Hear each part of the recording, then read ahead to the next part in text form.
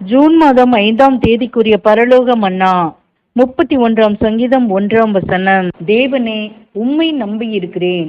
வசனத்திற்குரிய விளக்கம். விசுவாசத்தின் நங்கூரத்தை ஒரு கிறிஸ்தவன் தன் ஜீவியத்தில் தற்காலிகமாக விட்டு விடுவானாகில் தன் பகைவன் முன் அவன் நிற்பது அவனுக்கு அனுகூலமாக இராமல் நஷ்டத்தை வருவிக்க கூடியதாய் இருக்கும்.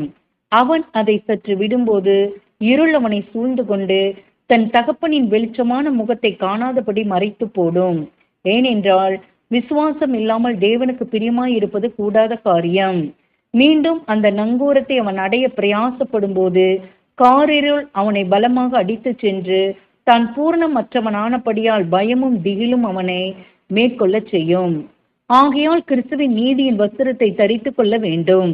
கிறிஸ்துவின் மூலம் தேவனிடத்தில் பெற்ற சமாதானத்தை நம் இருதயத்தில் காத்து நடப்போமேயானால் நாம் அந்த விசுவாசத்தின் நங்கூரத்தை விட்டுவிடாமல் இருந்து சாத்தானின் பல காட்சிகளுக்கு தப்பி திசையிட்டு போகாமல் இருப்போம். ஆமேன்.